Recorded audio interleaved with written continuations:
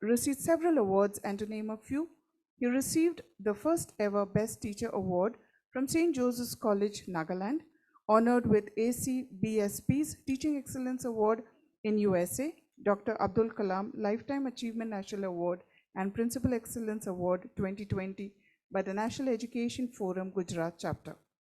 Sir has organized and also been a resource person for more than 100 national and international conferences, workshops, MDPs and FDPs. He has conducted training programs for colleges and school teachers on psychosocial understanding of current generation learners, and also assists institutions in setting up of the internal quality assurance systems and grant of autonomous status, and 16 institutions have benefited so far. And the list goes on. Once again, sir, a very warm welcome to you, and we request now to take over the session. Good morning to all of you. Good morning. Thank you, Annie ma'am. Good morning to all of you. So last day, last but one session. I know all of you are preparing to move out the campus. So, yeah, 2 more days. Okay, thank you. Thank you. So thank you so much for coming over here and enriching. It's a learning experience for both institutions, your institution and our institution, learning experience for both institutions. Thank you very much for this great opportunity to interact with you, all of you. Once again, we welcome you to our campus, and we wish to have a sustainable relationship with your institution so that we can grow together as an education institution.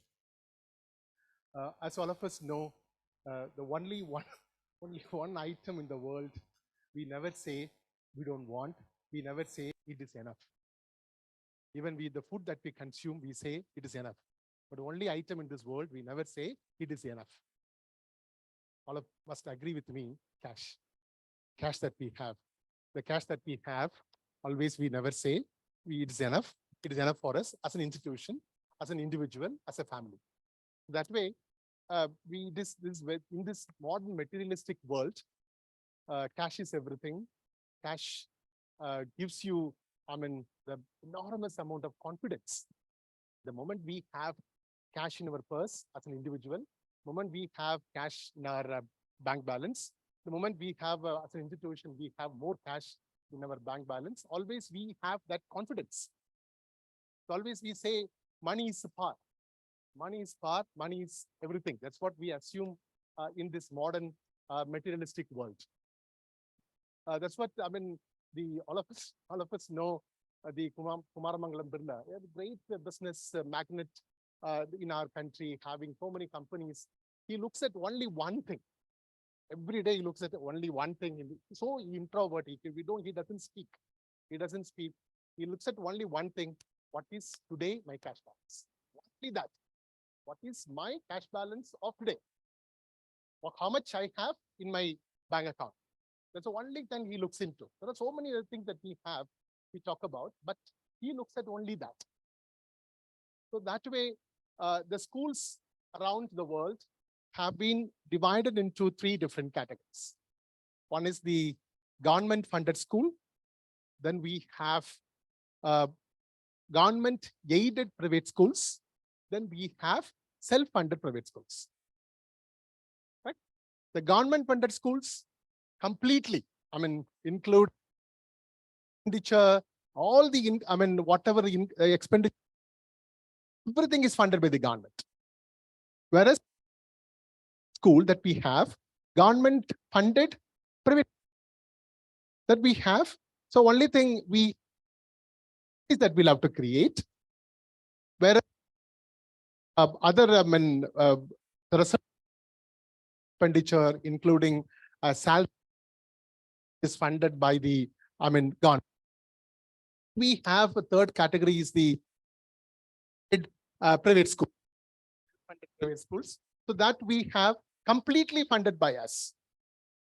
So I'm sure we don't have the category of first category. Anybody has got a first category?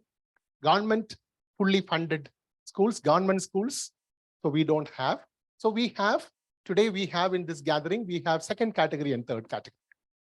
Second and third category that we have.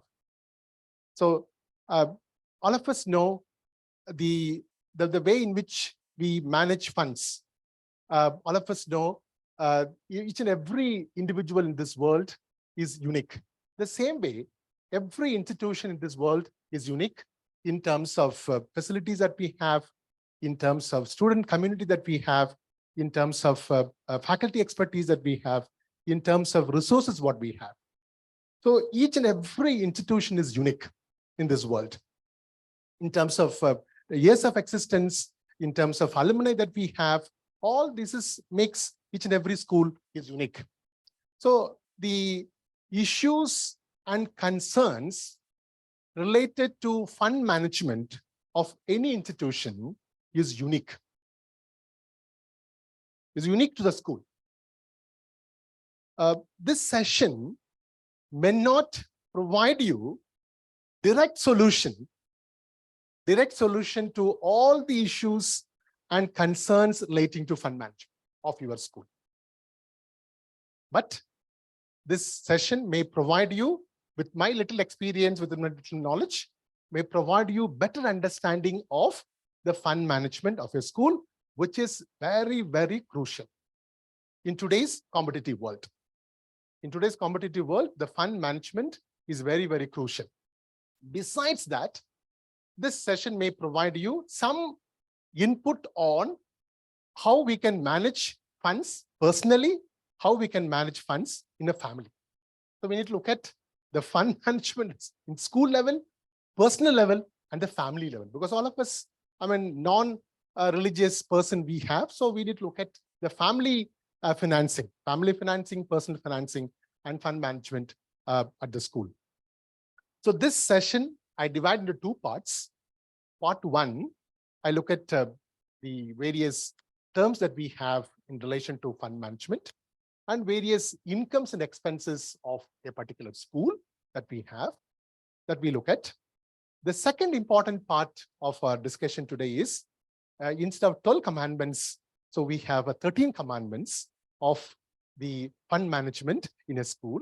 And then what are the 10 key principles in relation to personal financing and family financing?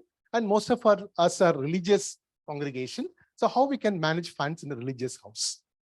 So we divide into two parts. We look at the basic terms, and then what are the various incomes and expense that we have in a school. And then second part, we look at 13 commandments of management, fund management of an institution. And then we look at some key principles, how we can manage funds effectively at the personal level, family level, the religious house level. Okay. First part, all of us know the institutional sustainability mainly depends on financial sustainability. Sustainability of any institution depends on financial stability. Anyone has got any disagreement with me? Sir, we don't have anything that we have. We look at the quality. We look at the quality of the faculty. We look at the resources. All that is very important. Fund is nothing for us. Cash is nothing for us. Anybody has got second school of thought? So the sustainability of any institution, the basic fundamental is what? Cash. Cash or funds or money, all these terms we use interchangeably. All of us know, every second, every minute, statistics says, one or two, babies are born, one or two people die, and then every minute, so many babies are born. So, people leave from this world in every minute, and people are born in this world. The same way, 3 days once, every 3 days once, big companies are closed. Big companies are closed due to cash crunch, due to mismanagement of funds. Every day, every minute, every day, you look at small kirana stores. Small kirana stores. You look at in your own place nearby, you may find one vegetable shop, or you may find one hotel shop. Following day, that hotel shop, that kirana store will not be there. So when the closure of this small kirana store, vegetable shop, it will not come on the newspaper. It will not come in any, business news or any newspaper. But every day, the small kirana stores, small, tea shops or that hotel shops are closed. The main basic fundamental reason is what? Cash. Cash. They close because of what? They cannot manage. They cannot manage because of what? Because of cash management. Because they don't have a cash. They don't have a funds. All of us know just 2 days before, a big company of our country, a big airline company of our country, 15-year-old company, managed to buy a big business tycoon, Warrior Group, Go Air, is closed. Go Air, all of us know, many of us have booked the Go Air airlines. Every passenger is standard now. They have claimed for, they say we cannot run, we cannot, this company cannot move on. So we apply for bankruptcy. We say in business, we say bankrupt. Bankrupt means the debts are more, the money that we have to pay to the other person is more. We cannot manage. Please help us to close down. So we'll have to apply to the tribunal. So we have a government tribunal we have. So we'll have to apply to the tribunal for helping the company to close down. They have applied just 2 days before. A big company managed to buy a big business tycoon, Warrior Group. The fundamental reason is what? Fundamental reason is the mismanagement and poor management of funds. Okay. So in business, so what is important is sustainability of any institution. Today, competitive world, the management of funds, management of cash. In business, we say it is called profit. In organizations like us, education institutions, we don't run the institution for profit. We have a service organization, service motive. All our education institutions, whether it is school education or it is a the private institution or higher education institution, colleges or universities, all these institutions are managed by trust or a society. So we have our own trust, except the first category. First category is a fully government funded institution. So fully government institution, we don't have a trust. So when we have a second category and third category, that is the self-funded private institutions, the government aided private institutions. So we have a trust or society. So this trust or society manages the entire institution. So we have our own incomes and we have our own expenses. So the income is more than the expenses. In business terms, we call it profit. We call it profit. Incomes minus expenses, we call it profit. Ours is not a business organization. Ours is a service-oriented organization run by trust or society. We call it surplus. We don't call it profit, we call it surplus. So income is more, expense is less, we call it surplus. Income is less, expense is more. In business term, we call it loss. In case of this Go Air company, due to huge accumulated losses, the company is closing down. So here, in our term, in our educational organization term, we call it deficit. So we have a surplus and we have a deficit. So what is surplus? Income is more, expense is less, we call it surplus. Income is less, expense is more, we call it what? Deficit. Okay. Now, every institution wants surplus or deficit. So we have to increase our income, reduce our expenses. Increase our income, reduce our expenses. That's the strategy. That's the only way. That's the only logic, nothing else. Increase our income, reduce our expenses. Okay. Now, second thing here, the moment we start receiving income, we have risk. So we have another term called risk, R-I-S-K. The moment we start receiving income, we have a risk. As an individual, to earn income, what we do? We travel. We travel by bike, we travel by car. Leaving the entire family, we go by air travel, and then we live in 40-degree temperature, and then we live in minus 40-degree temperature in Canada. Minus 40, plus 40, plus 50. We live in, UAE country, Eastern countries, Western countries, Canada countries, minus 40 we live in. For what? For earning the income. So we undertake the risk. As an individual, we travel, we undertake the risk.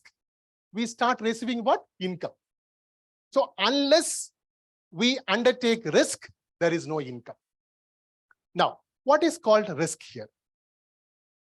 The variability of income. The variability of income is called risk. What is called variability? Today, this year, your income is 70 lakhs. This year, your income is 70 lakhs. Sir, next year, my income is 1 crore 50 lakhs. This year, 70 lakhs, graph like this. Another graph showing, by diagram showing 1 crore 50 lakhs. It goes like this. Here like this and here like this. So it is called what? Higher variability. Higher variability.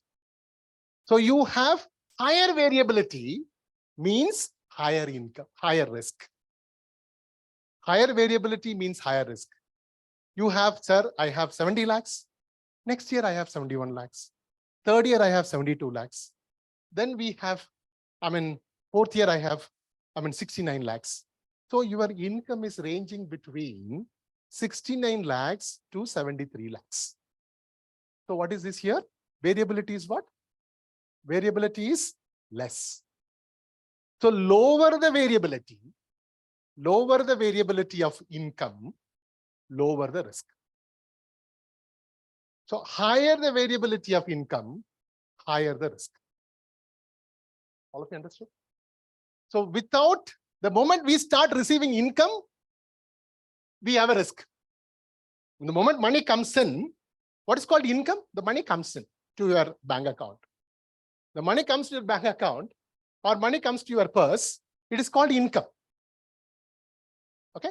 So the income is the variability. Variability means 1 year you have this much income, next year you have very high variability.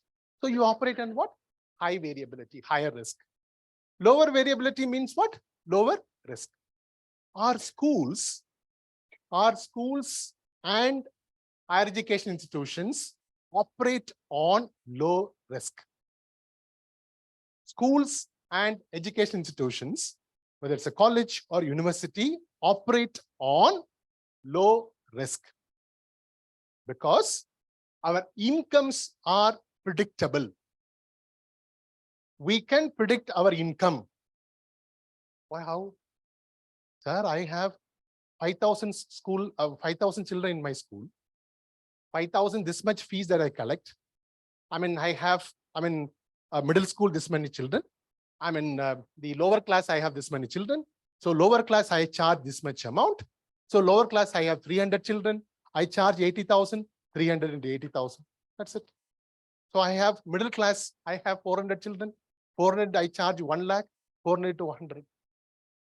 So the children that we have in our school, students what we have in colleges, we can estimate.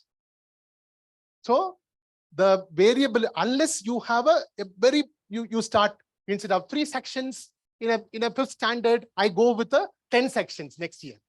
So for that, you need to have all these facilities, you need to get, all kind of approvals. So you can increase 3 sections, you cannot increase 10 sections. You can increase what? 4 sections. Or you can increase 1 more section, 5 sections. So that means your income will not have that much variability. Okay, so our schools and education institutions, colleges operate on very low risk because our variability is less.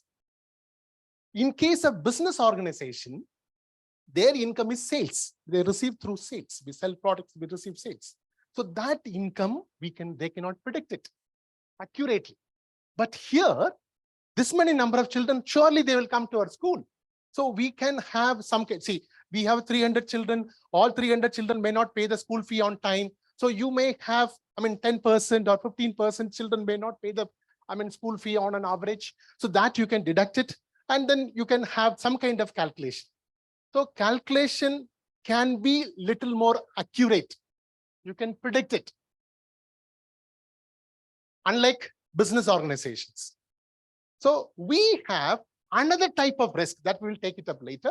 Another type of major risk that we have in case of business, in case of schools, in case of education institutions, we operate on very high risk that we'll discuss later. So what is risk here? What is risk here? So what it's very difficult to, keep our students.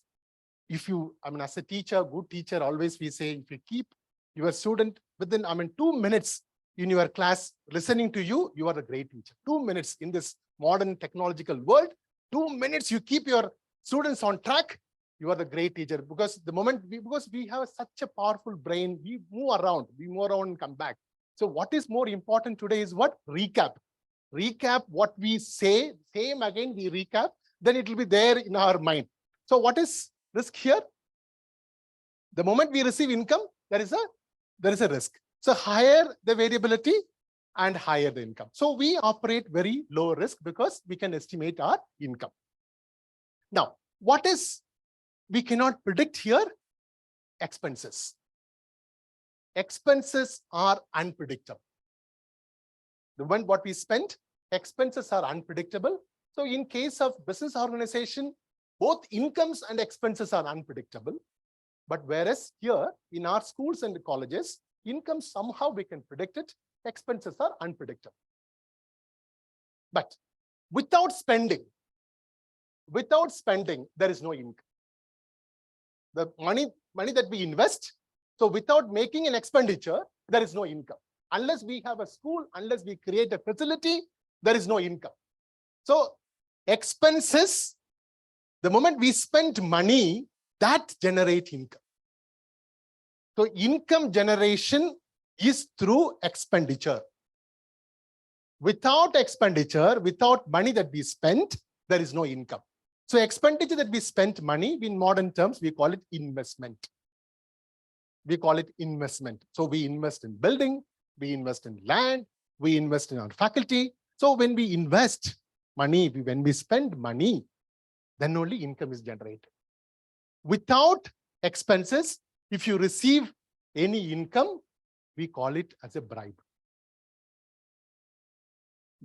Without expenses, you receive anything, in turn, that is called bribe. So we spend money, then it generates what? Income. Okay. Now we have, let us understand what is called income, what is called expenses. What is called income, what is called expenses. What is called expenses? The moment we spent money, you spent money. The money goes out, the cash you have, the money goes out from your bank, from your purse, it is called expenses. The cash goes out is expenses, cash comes in, it is called income. Money comes to your bank account, it is called income. The money goes out, it is called what? Expenses. Now, when you spend money, there must be some benefit. Without benefit, we cannot spend money. The benefit can be of two types. The benefit can be of two types. One is short-term benefit, another one is long-term benefit. Short-term benefit, another one is long-term benefit. What is called short-term benefit? We employ our staff, we employ our faculty, we employ our staff in the school. Okay, by the way, how many of you are directly related with the fund management of your school? Sir, I'm a financial bursar, I'm a financial administrator. Anybody? How many of you are directly related with the fund management? Cash management? Only one, two? Okay, 2, 3, okay. 4, 5. So directly related to the fund management, okay, of your school. Okay, very good. Okay, now the moment we spent money, we say it is called the benefit has to come. So we employ our staff, we employ our, faculty, we employ our administrative staff. So they provide their service. They provide their service. In turn, what we give them? In turn, what we give them? Salary we give them. So what benefit we receive? Do we give salary before they render service? That we call it advance salary. So we never give advance salary always. Advance salary we give in some occasions. So we never give advance salary. So after rendering service only we provide the salary. So we use electricity, then we pay electricity charges, and then we pay the electricity charges. So we get what? The benefit is what? Short term. The benefit is accrue within 1 year, then it is called revenue expenses. So expenses are of two types. One is revenue expenses, another one is capital expenses.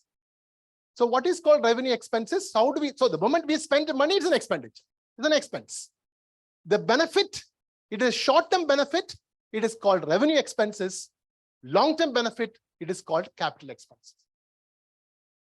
Electricity charges, telephone charges, salary that we pay, staff expenses, staff training expenses, staff welfare expenses. Okay, all these are, we call it PF that we pay to the staff. Printing and stationery. And we pay money for advertisement, promotion of our school. All these expenses, we call it revenue expenses of a school. So the revenue expenses means we receive the benefit from that particular expenditure in a short term. If the benefit is a long term, we buy land, we construct buildings, we buy computers for our school, and we buy books for our school, we buy smart boards for our school. All these are called capital expenses because benefit from these expenses are long term. Smart board that we use, long term, more than a year. Books that we use, more than 1 year. Land, building, computers, all this benefit from these expenses is what? More than a year. So the moment we spend any money without benefit, the moment we spend any money without any benefit, it is called bribe. So money that we spend, there must be a benefit. It can be a short-term benefit, it can be a long-term benefit. So short-term benefit, we call it revenue expenses. Long-term benefit, we call it as a capital expenses. Capital expenses, capital expenditure. Now, this capital expenditure, or we call it capital expenses, it has to be very, very careful. As I'm talking to 5 people or 6 people who are directly in relation to the fund management of a school. 6 of you are directly into fund management of school. This is for you. Capital expenses, whatever we spent, big companies, I'm talking about business companies, business organizations, when we spend money, they take these decisions very, very accurately. They take decision with a lot of deliberations because they know the characteristics of this expenditure. First characteristic of this expenditure is we spend huge amount of money. Land, we cannot buy in 1,000. Building construction, we cannot buy in 1,000. We require what? Crores. So we require huge amount of funds. Second, the today investment is certain. The money that you're spending, land is bought, construction is, building is constructed, computer has been bought. But benefit from this income, because as I said earlier, unless we spend money, there is no income. Unless you appoint a faculty, there is no service. So you require a faculty. Unless you spend money on this land building, you don't get any benefit. You don't get any income. So we'll have to spend. So the today investment is certain, huge amount we are investing, land, all this investment. But income from that investment takes long time. Immediately, so you invested, say 5 crore, 10 crore for constructing a building. You will not get this 10 crore next year. Because that many number of, classrooms need to be occupied. That many number of fees we need to collect from those children. So it takes very long time. So the risk is higher. Risk is very higher. Third important feature is, once the decision is taken, it cannot be reverted. It is irreversible in nature. Once land is bought, once building is constructed, you cannot say, sir, this building Vastu is not good. We'll demolish and we'll go to the next floor. We cannot go. So it is irreversible in nature. Capital expenditures are irreversible in nature. The third important feature.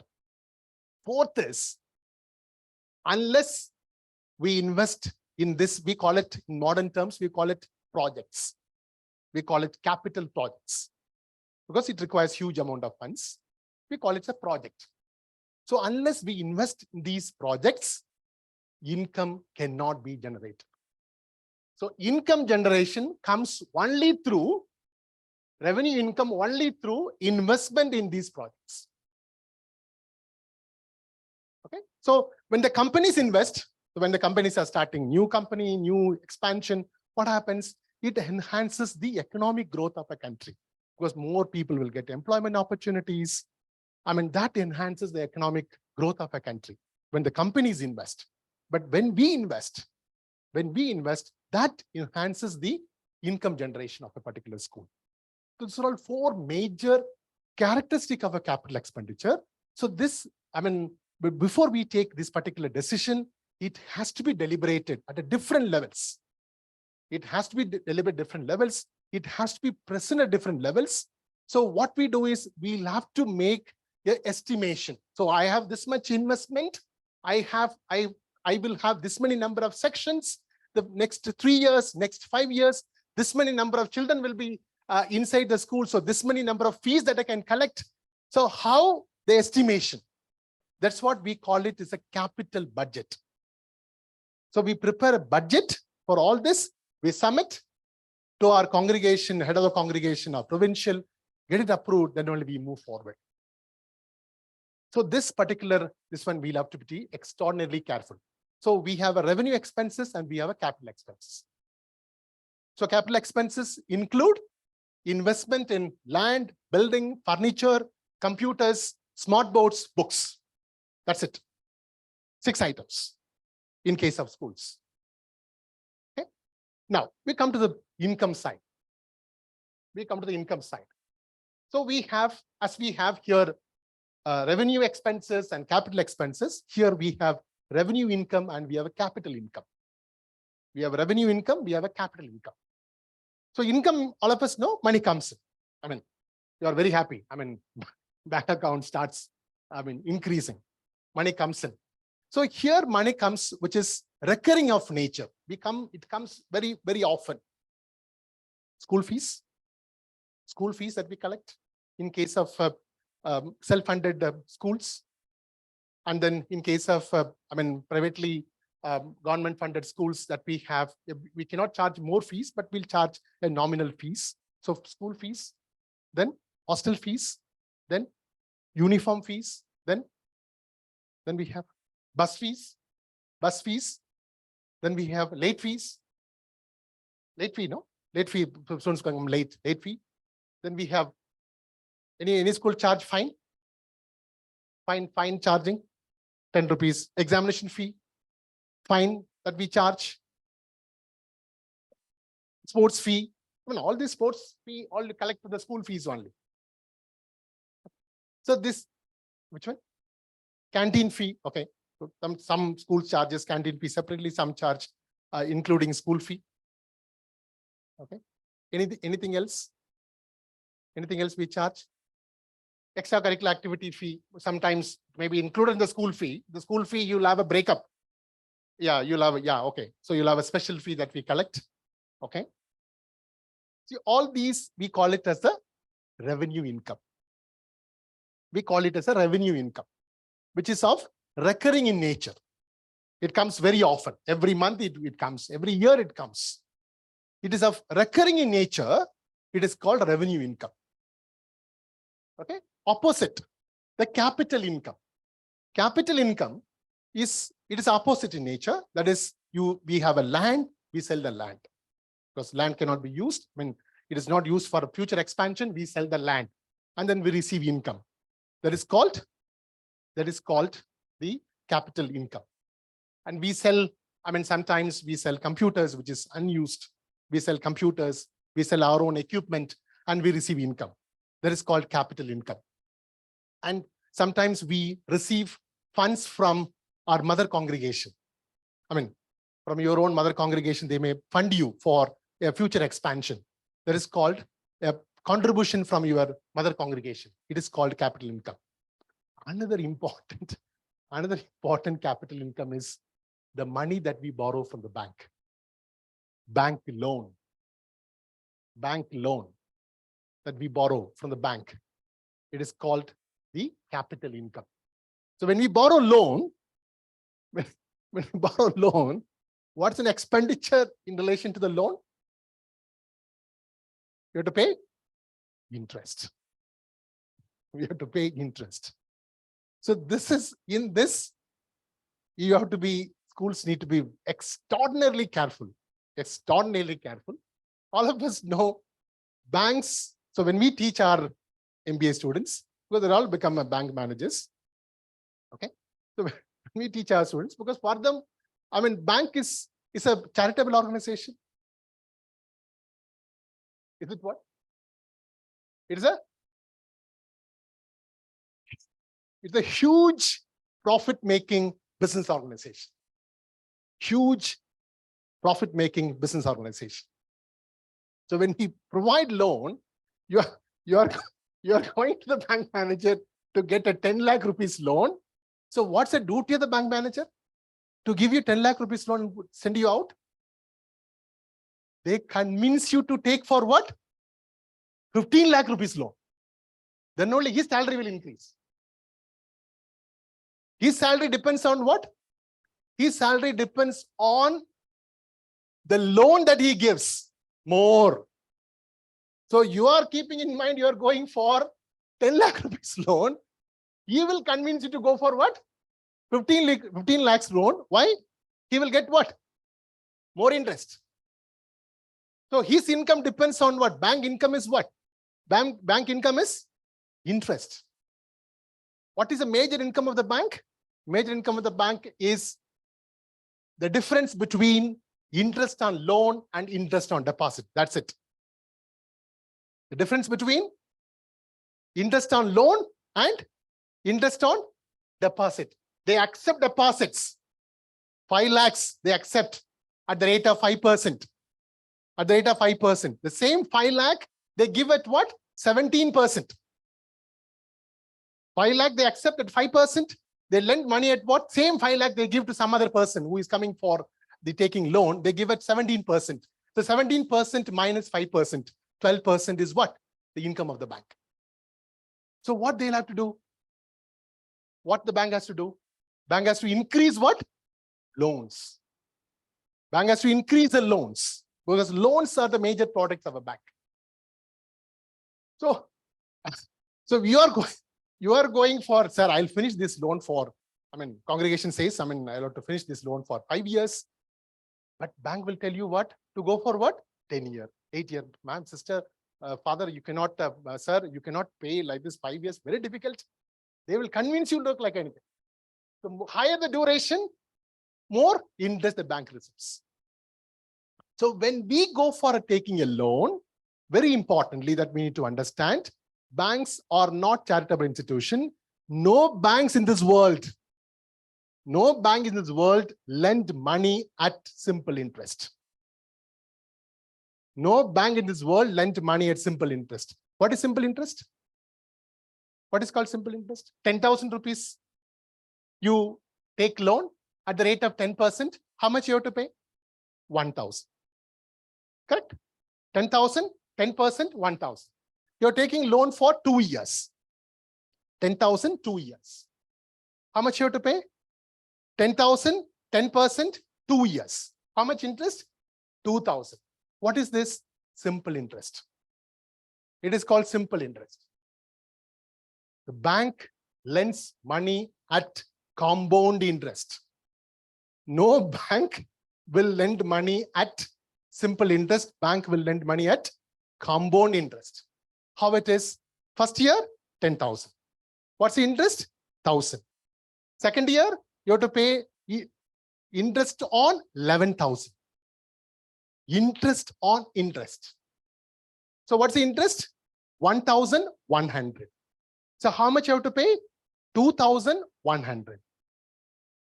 If you take loan for 20 crore, 20 lakhs, how much you have to pay? Extraordinary amount. So before we take a loan from the bank, as a congregation, as an institution, we'll have to make in mind, very importantly, we'll have to pay a compound interest unless we have a sustainable income. Because the very important expenditure on bank loan is bank interest. Bank interest. So bank interest, we cannot avoid. Salary, you can avoid for 6 months. I don't want to tell that, all this. The teachers are here. All these tips I cannot give you. Okay, there are certain tips I cannot talk in openly for fund management because we individuals, we teachers are, staying here. Okay, so, bank interest is what? Bank interest is a mandatory payment. You cannot avoid bank interest payment. So unless we receive income, we cannot pay the interest. So before we take a loan, we have to be very careful. So interest, bank loan is what? Capital income. So what is the capital income? Sale of land, sale of furniture, sale of computer, and then what is that? Bank loan that we receive from the bank, and then contribution from the mother congregation. This is all we call it capital income. So we have seen revenue income and we have capital income. So capital incomes are not recurring in nature. We never sell land every year. We never sell land every day. We never sell land, computers every day. So it is all non-recurring in nature. So if it is non-recurring in nature, we call it as capital income. Now I'm coming to the point. What is called surplus? What is called surplus? We don't call it a profit. We call it a surplus. Surplus equals to revenue incomes minus revenue expenses. Revenue incomes minus revenue expenses. We call it as surplus. It is not total income minus total expenses. It is only revenue income minus revenue expenses. So what is called revenue income? You are recurring in nature. School fees, hostel fees, uniform fees, all that fee, the late fee, book fee, uniform fee, bus fee, whatever we collect is what? Revenue income. What is revenue expenditure? The money that we spent for a short-term benefit. It is called revenue expenditure. So the difference between these two, we call it surplus. The revenue income is less than revenue expenditure. We call it deficit. Okay. So as an institution, the institution managed by trust or society, we prepare income and expenditure account. We don't prepare, as a business organizations, we don't prepare profit and loss account. We prepare income and expenditure account. So income that we write on the left-hand side, expenditure that we write on the right-hand side. Okay, so the left-hand side is more than the right-hand side. We call it as a surplus. Okay.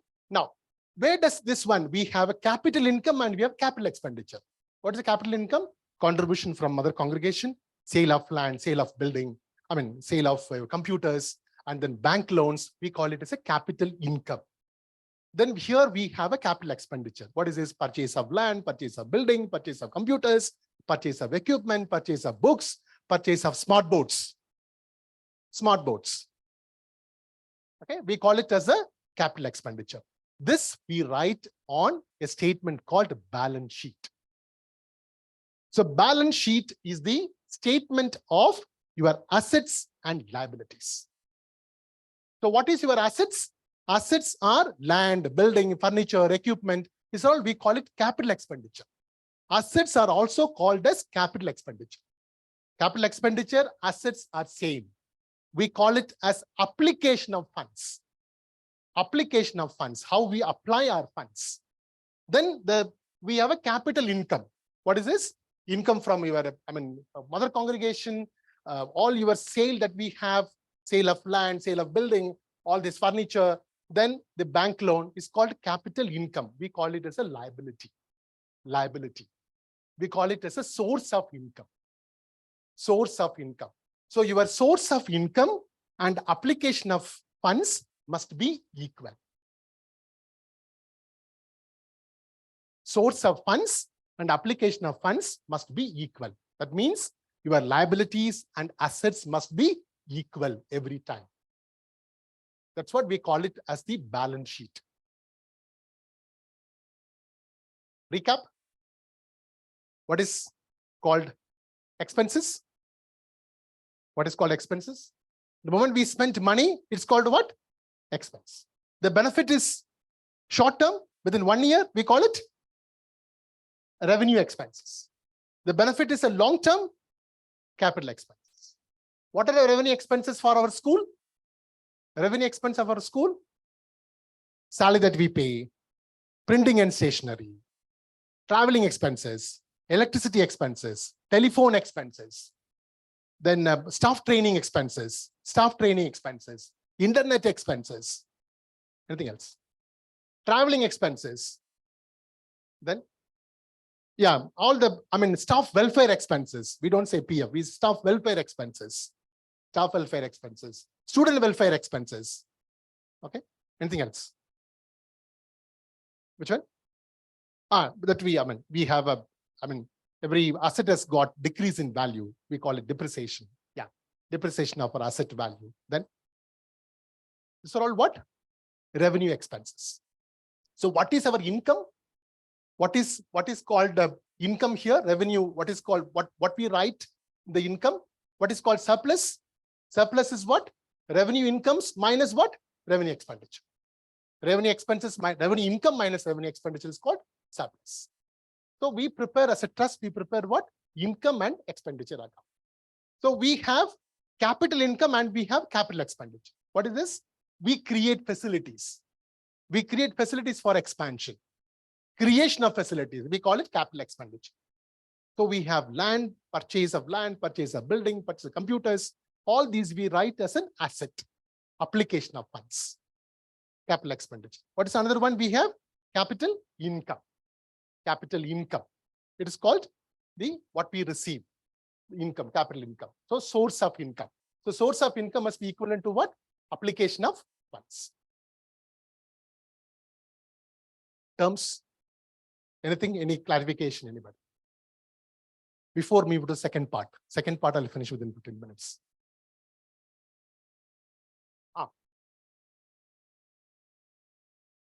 Yeah. Rent. You can have a building. Nowadays, many schools provide, construct, for business purpose. So they provide for business purpose. They rent for lease out. Rent. Permissible. Rent is permissible. So rent is your another income that you can generate for a school. Rent that you have. If it is as per your class, as per your trust deed, as per your trust, MOU, that you have. If you have trust deed says you cannot, they cannot do that. That depends on your objectives of your trust. That's very important. Yeah, when you have, so if you have a money that you can deposit in the bank. Yeah. Money. Without interest. Yeah. That's yeah. How? Yeah. Correct. Yeah. Okay. That is as per your school policy that you have. Yeah. Yeah. Back. Okay. Be that okay. That income that can be used for some other purpose, but it has to be given back. It's all liability for you. It's a great liability for you unless you have, what you can do, the entire amount can be deposited in a bank as a fixed deposit that can generate interest. Then you can put it. Okay. Yeah. Alumni contribution can be another income, which is of Yeah, it's called revenue income that you have, alumni contribution. Yeah.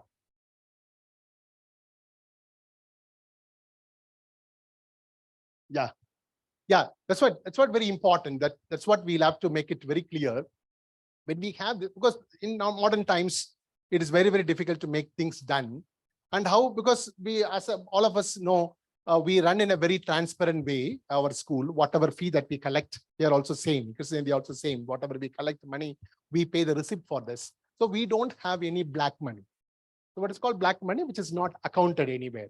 So we don't collect any capitation fee. We don't collect any donation. All this. So capitation fee, donation is there, which can come without an account. So we don't pay any receipt for that. So in such case, such type of expenses can be met from those. So if you have such kind of transparent way, the only way out is you'll have to consult your auditor, and auditor will give you. There are a lot of ways out is there to account all this. So we can account it. So I cannot talk all this in a public forum like this. So we can do all this. It can be accounted in a possible way. It can be accounted. Yeah, it is possible. Yeah, because in fund management there are certain things I cannot openly talk. Yeah, that's what I said. There are issues and concerns related to each school is different, unique. Yeah, it can be accounted. Yeah. Yes. Okay. Any clarification with regard to that? Okay. So we'll quickly run through the 13 commandments. Yeah. Yes. Run through. Yes. Run through. Yeah. Take it. Run through. Just second part of our discussion that we will go through, and then we will wind up. Yes.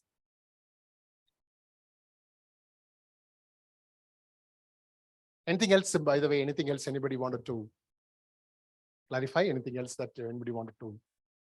Yeah. Yeah, open. There? Yeah, just run through.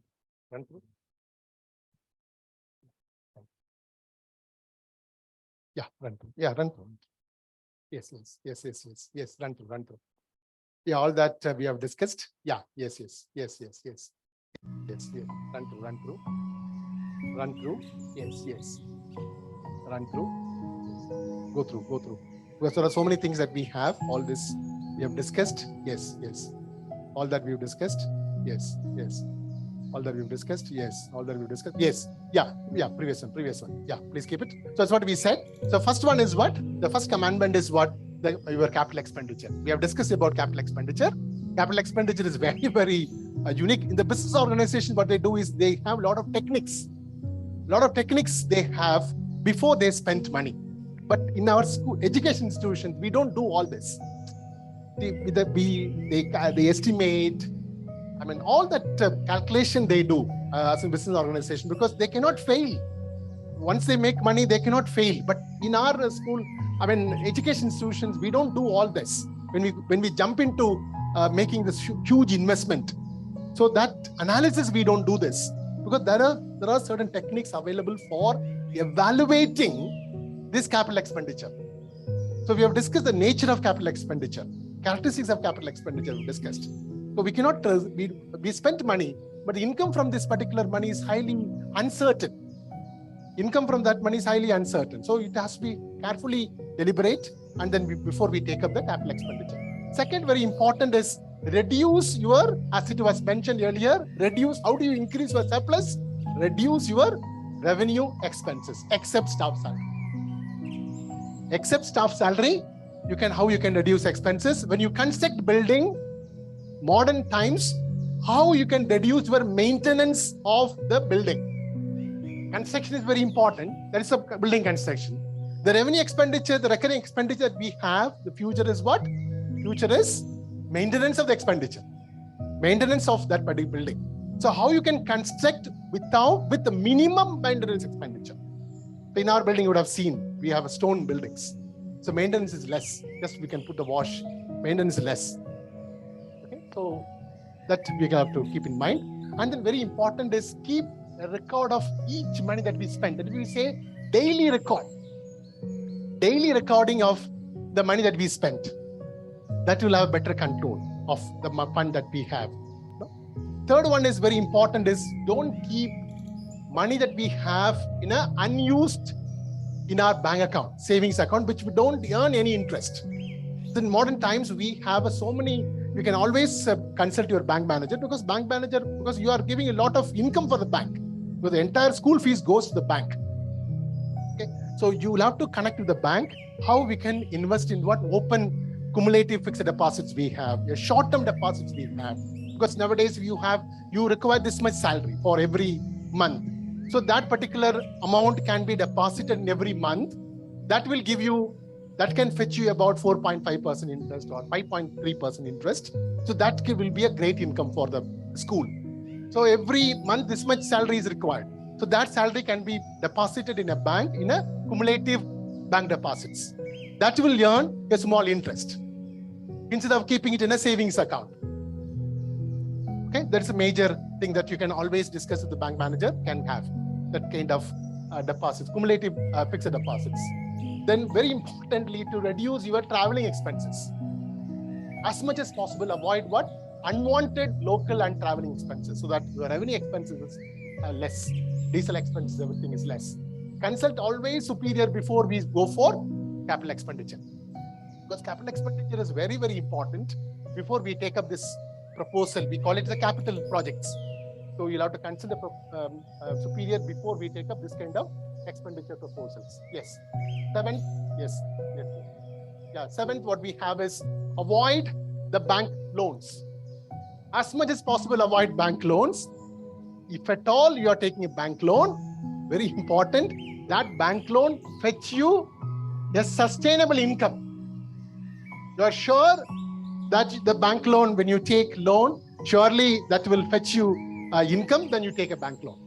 So taking bank loan, you are taking a very high risk because interest you'll have to pay. Interest we'll have to pay. There's a fixed expenses that we pay. Okay, so the bank may give you say 8%. No bank will give you 8%. You'll have to pay double. 16% we'll have to pay because it's a cumulative interest. As I said, it's a compound interest. Compound is the pay. Okay, so avoid bank borrowings if the projects don't provide you sustainable income. Bank loans incur what? Interest, which cannot be avoided. All loans are compound interest. Very important. Maintain proper ledger of all the inventories. How many desks that we have, how many tables that we have, how many LCD projects that we have, how many computers that we have. A big school, all this sometimes it is not taken care. All these we need to have a proper inventory of all these items that we have. Every table, every furniture, every chair that we need to have account. So as a principal or as a head of institution, we need to know how many tables that we have in our school, how many chairs that we have in a school. Now, all this, we need to have a proper count of all the inventories that we need to have. All these inventories. Keep close watch on petty expenses. Petty expenses, we may say it's 100 rupees only, 20 rupees only, but that will have a greater impact at the later stage. So keep close watch on petty expenses that we spent. And don't trust anyone completely in terms of fund management. Because you may have your own accountant, you may have your own cashier he has been there, she has been there for many years, 20 years, that's okay, because you'll have to trust them, but don't trust them completely. You should have a very close watch on these people. We'll have to be very, very careful. That's why even big companies, they are very, very careful in that. So purchase orders can be taken for different vendors. Because one vendor will provide you some books always. So he has been providing for 10 years. Stationery he has been providing 15 years. But we don't look at. So even the moment you look at a different vendor, he may reduce what? He may reduce the price. He may reduce the price. So we should look at different vendors. We should not depend on one vendor to supply all your books and uniforms. We'll have to look at different vendors so that our prices will be reduced, our revenue expenses will be reduced. So, which one? Taken different vendors. When you've taken different orders from different quotations, surely your revenue expense will come down. That is very important thing that in modern times that we have. Very importantly, as we discussed about income and expenditure account, the revenue income is more and revenue expense is less. Another important account that we prepare for the income and expenditure account balance sheet is for audit purpose. When you go for auditing our accounts, income and expenditure account and balance sheet as must. As an auditor, we'll have to prepare. But For internal control, we'll have to prepare our receipts and payments account. So receipts and payments account can be prepared at the school level. So it is, receipts means whatever money that comes in, with both revenue income and capital income. You just record it. Both revenue income and capital income. Income and expenditure account records only revenue income and revenue expenditure. Whereas in receipts and payments account records all the income, all the expenditure, whether it's the revenue or capital. Write all the revenue, write all the expenses. Add your opening balance of cash in the bank, and the difference will be what? Closing balance of cash, the bank, or closing balance of cash in your hand. So that will be equal always. So income and expenditure account is for the external purpose, external audit purpose. Whereas receipts and payments account that we prepare for internal management, fund management.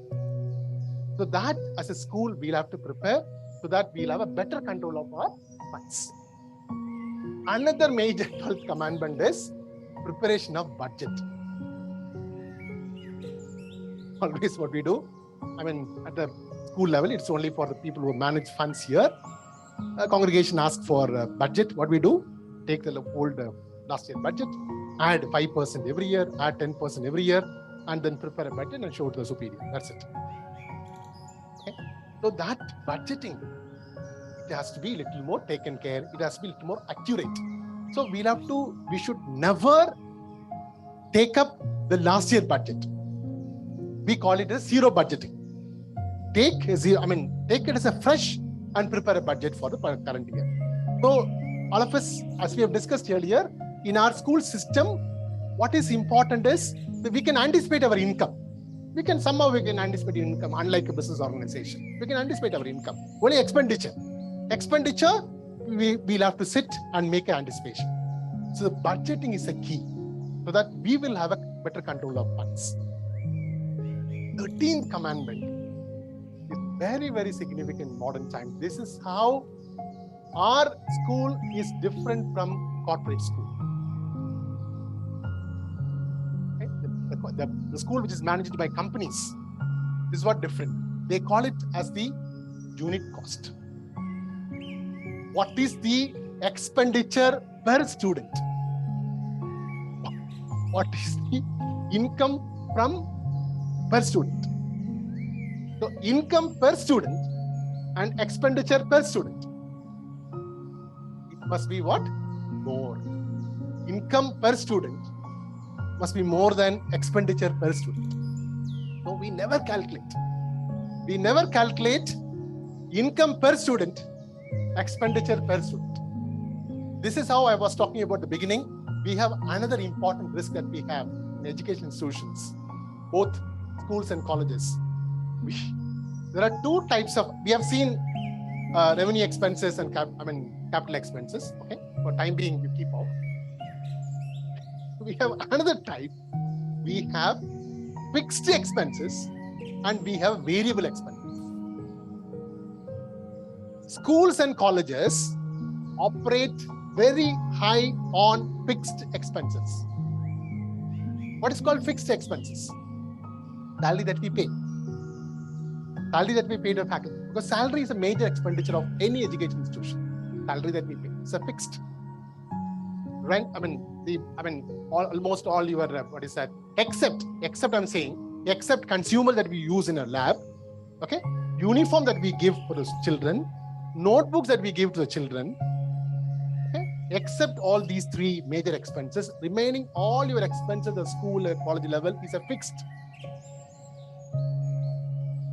Okay? Interest that we pay, all are fixed. Only these three expenses are what? Variable expenses. Notebooks, more number of students, we give more. Uniform, more number of students, we give more uniform. The lab, we use more consumables, we buy more consumables.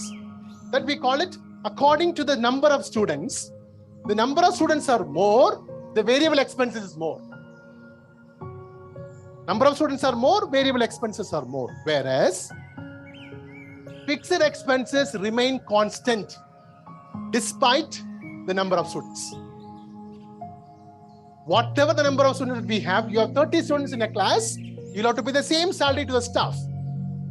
You have 40 students in a school, or 40 students in a batch, you'll have to be the same, staff, salary. Sir, teacher cannot ask, I have, say, 80 students in my class, should I be given more salary? 80 students all the same salary, 30 students all the same salary. What? Staff training expenses. You are arranging staff training for 30 staff. You include 10 more staff. Fixed expenses remain constant, correct? Fixed expenses same amount that you pay. But fixed expenses per staff, that means fixed expenses per student, that will come down. Okay, so you have 30 students, so you are paying, for example, say 10,000 rupees salary, 30 students, so 10,000 divided by 30. 10,000 divided by 30. How much? So, okay, 33. 10,000 divided by 80. 80 students are there in a school. 80 students are there in a batch, in a class. What is the per student? It will be increase, it will be decrease? Decrease. 10,000 students, you have 30 students in a class, 10,000 divided by 30. So, salary per student. You have 80 students in a class, 10,000 divided by 80. So, salary per student, it will be less or it will be more? It will be less. So, what as an administrator we'll have to do? What we'll have to do? Optimum use of classroom. Optimum use of classroom. Instead of putting 30, we just try to manage with what? 40. What happens? Your school fees increase. Here, salary per student will be what? Less. So as an administrator, this is how we as a school, as a college, we operate on very important risk. We call it what? Fixed expenses. Our fixed expenses always high. We operate on very high fixed expenses. So we'll have to reduce this unit cost. So instead of 60 students in a class, you can make 65. Who's asking you? You can make 63. Who can ask you? You can make 67. One more student, you put that in the same class. Salary will remain same. Salary you have to, yes. So what I'm saying, it's all depends on different approval. You have to get approval, all that. It's all different thing that you'll have to get. Your approval is say 60 in a batch. Your approval is 60 in a batch. So you will have to make what? 60 in a batch. You cannot have 58. You cannot have 59. We cannot afford to have 59. You should make it 60. Your batch sanction is 60 in a class. You should make it always 60. Then you will ask, sir, some students will leave in between. Some students will take TC in between. Some parents will get transfer in between. So what we'll have to do? So this is how our wisdom, our experience is very much required. If you anticipate, this is what very important. So any, parent who comes, because without the meeting you, nobody can enter the school.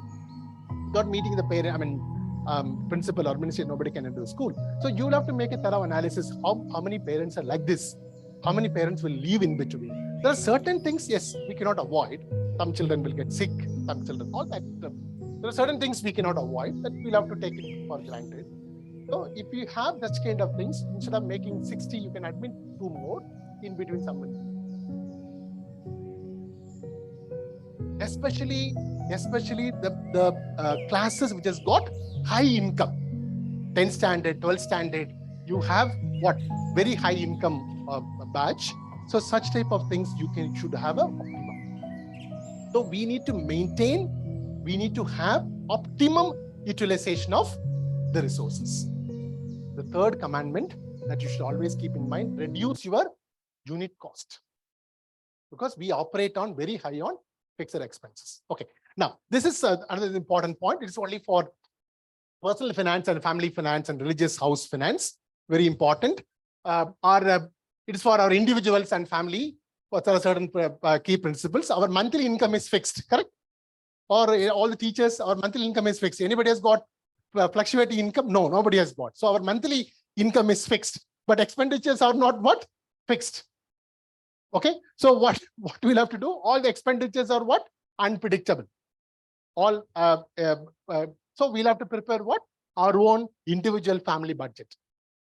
We need to have individual family budget so that we can closely monitor our expenses.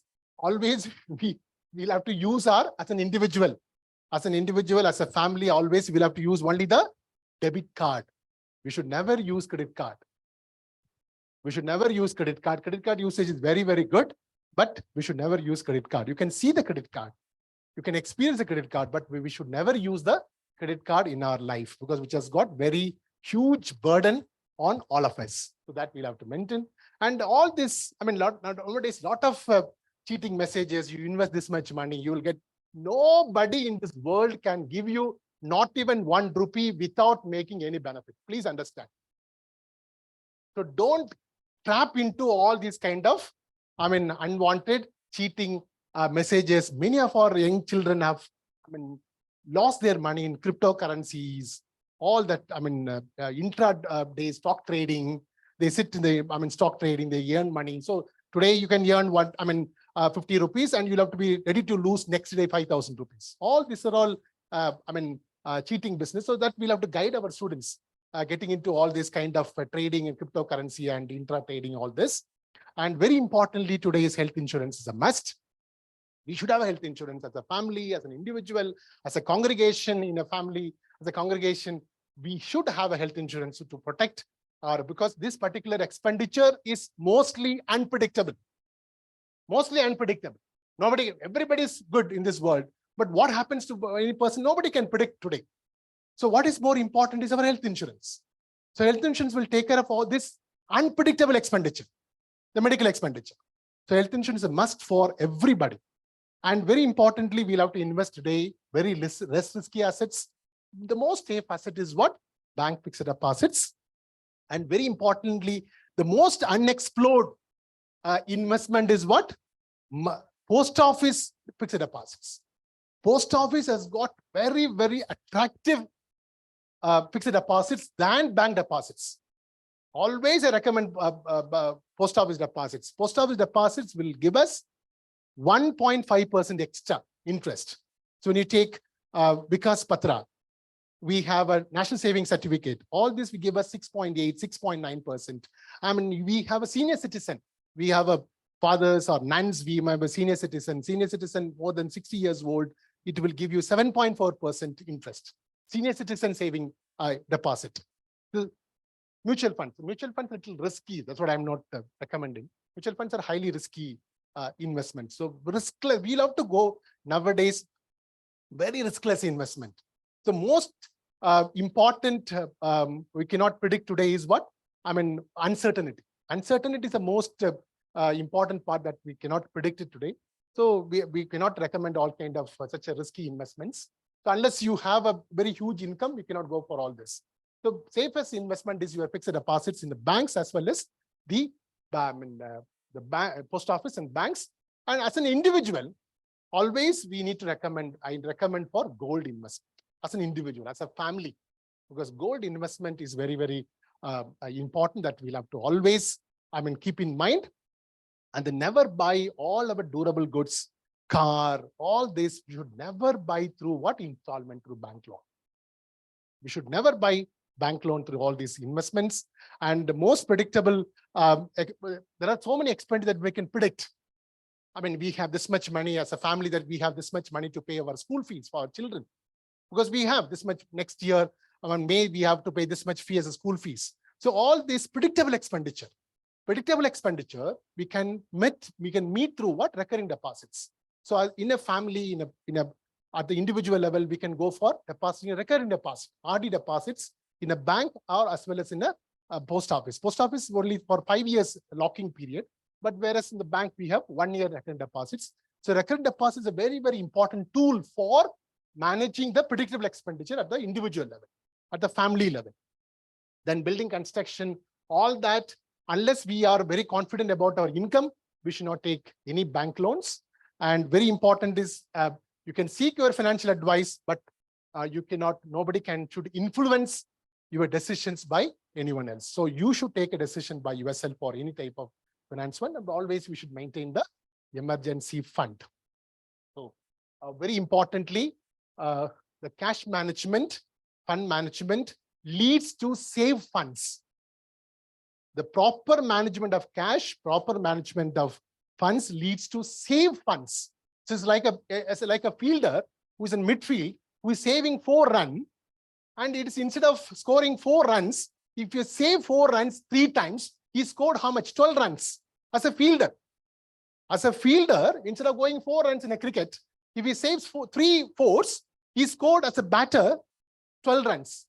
So if we manage funds effectively, so keep our children, whenever the classrooms, switch off their mobile, the electricity, all this, you can have this kind of movement in your schools. We can have some kind of captain you can create, energy captain you can have, so that they can go around the school, all the classrooms, switch off the fans, switch off the tube lights. These are all saving the expenses. Water, very important. Some fellows will go to the toilets, they'll keep the tap open. So that some captains you can have in your school. How we can manage all this? How can you save this particular expenses, so that will lead to what? Increase of your income. So saving funds leads to what? Increase of your income. That will enhance your quality of your school. That will enhance your reputation of the school. So the quality of a school depends on how we manage our funds more accurately. So ultimately, what is more important is your cash. So what is cash? C stands for capital expenditure. C stands for capital expenditure. So you'll have to closely monitor your capital expenditure. C. Okay. C stands for capital expenditure. A, cash. A stands for anticipate your income and expenditure. Anticipate your income and expenditure. That means budget. Budget is a key. A stands for anticipating income and expenditure. Yes stands for systematic recording. That means you need to have not only income and expenditure account, the auditor will take care. What is important is receipts and payments account. Systematic recording of receipts and payments account. S stands for systematic recording. H stands for holding the key. Holding the key. Who has to hold the key? Not only one person in a school. There must be minimum 2%, minimum 3% to hold a key. What I meant is the cash. So one person manages, that will lead to manipulation. That will lead to mismanagement. That's why even in business organization, after Satyam Computer, all of us have heard about Satyam Computers, such a huge company, in Hyderabad-based company, such a huge company. 15 years before, what happened to Satyam Computers today? The Ramalinga Raju, he has won so many awards. Ramalinga Raju, he's the CEO of the company, Satyam Computers. And today he was in jail, and today, last month he came out from jail for mismanagement of cash. Mismanagement of cash. After that episode, every company has to change the auditor every year. Every company has to change auditor every year, because one auditor is managing, the entire cash management will happen. So H stands for what? Holding the key. So what is C? What is C? Capital expenditure. Always keep your capital expenditure on hold. A, anticipate, budgeting, very important. S stands for systematic record. What is that? Your receipts and payments account. H stands for holding the key. You should hold the key. Not only 1%, 2-3% can hold the key. That will enhance the quality of the schools. Thank you very much for the opportunity. Any quick questions you can ask? So Chitta sir is ready for the next session. Yes. Yeah. You should have 2-3% along, not 1%. You cannot believe in 1%. Because your check has to be signed not by 1%, check has to be signed by 2%. Then you will have you should have a hold the key. According to your experience, quality comes with expense. Can you elaborate on this? Like, what is your salary is a major expense for an institution. Yeah. So we cannot compromise on that. Correct. But at the same time, we need to have a quality. Yeah. So how do you balance that? Yeah, that's what. See, Even the infrastructure also. Yeah, you need to have your cash. Unless you have a funds, you cannot have your, your quality, you cannot pay our faculty. So you will have to increase your income. At the same time, you'll have to pay your salary. So what we'll have to do is you'll have to reduce your expenses. As much as possible, reduce the unwanted expenses, except salary. Reduce unwanted expenses so that you can pay your salary. Yeah, previous, yes. Yeah, conclusion, yes. Yes. Yeah, previous. Yeah.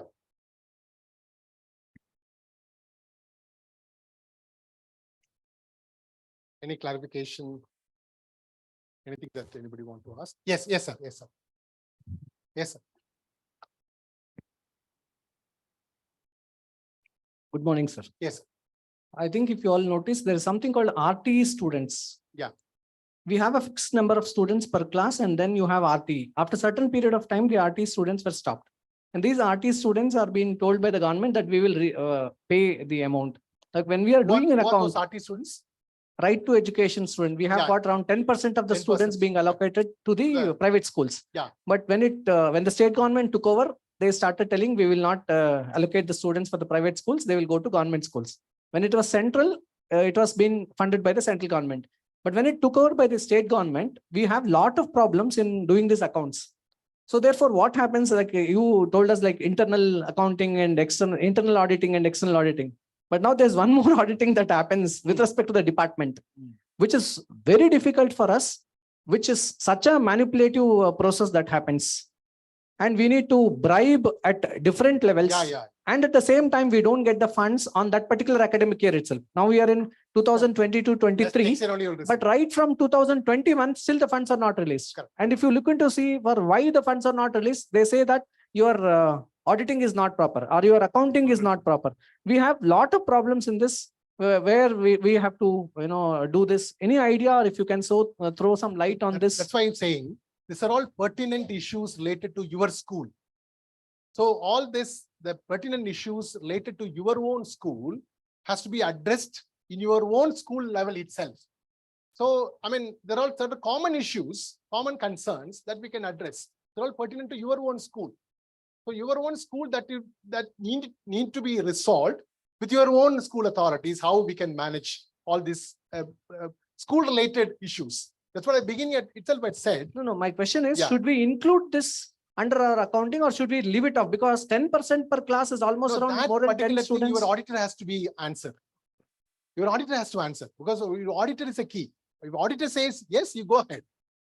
It all depends on your auditor. Okay? So that's what I'm saying. There are certain things that we cannot give you a common solution. That's what I said at the beginning itself. There are so many issues related to fund management, cash management. Because at the school level, you'll have to resolve consulting your auditor. Your auditor is a key, whoever is audited, but the auditor also need to be, as per the current norms, you'll have to check auditor very thoroughly and you'll have to change the auditor. There are so many education institutions had a very tough time with our own auditors. I don't want to mention the few, major organization. They changed auditor. He has been the auditor for more than 70 years. 70 years he had been auditor for a big institution, big an education institution in Bangalore. They have changed auditor last year. All because of, as an auditor has to provide not only the school-related issues, the auditor has to provide the, special solutions for the particular, school. Auditor says, no, I do not know. Then who the school can go to which person? So auditor has the key. Auditor is a person that you love, or you should look for some other person who can give you, who can help you to resolve this kind of issues at the school level. Yeah. That's what I'm saying. Nowadays, you'll have to check your auditor. If he is helpful in resolving all these issues, or you have to try to change the auditor later on. Yeah. Yeah, I have a question. Yeah. How do we quantify the staff welfare expense and the student welfare? How do we quantify that? Yeah, staff welfare expense, whatever you spent money, the moment you spent money, but PF is a staff welfare expenses. Gratuity, the staff welfare expenses. ESI that we pay for domestic staff, the staff welfare expenses. Okay, your casual leave that you give. There are some schools may give surrendering of casual leave. or surrendering of earned leave. Okay, sometimes then maternity benefit, because I mean people go for maternity. So maternity benefit. So earlier it was 3 months, the 6 month salary that we'll have to pay. So all staff welfare benefits. So this is how money that we pay, whatever benefit that we have, that is the it's expenditure which is recorded in the this one. My question is, how do we quantify the benefit out of that staff welfare expenses? So for any expenses, if there is a benefit, then it is an expense. Otherwise, it goes into bribe, right? Service he renders. Gratuity. Gratuity, what he has, who is entitled for gratuity? Who is entitled for gratuity? A person staff who renders 5 years continuous meritorious service. 5 years continuous meritorious service.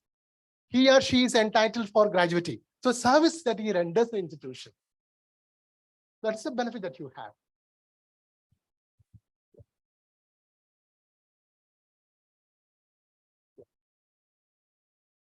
Thank you. So thank you very much. All the best. Thank you very much. All the best. Thank you. Thank you.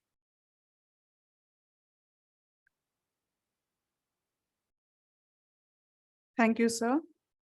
Thank you for a power-packed session and sharing your insights on managing funds for institutions, as well as providing us with a crux for personal financial management. As you rightly mentioned, that institutional sustainability is highly dependent on financial stability. The 13 commandments has been an icing on the cake. The examples you quoted cemented our understanding on the importance of fund management. I'm sure that the participants are benefited greatly, and the tips shared in this forum will definitely bear fruits in the days to come. Thank you, dear sir. I now request Richard sir to offer a memento to sir as a token of our love and appreciation.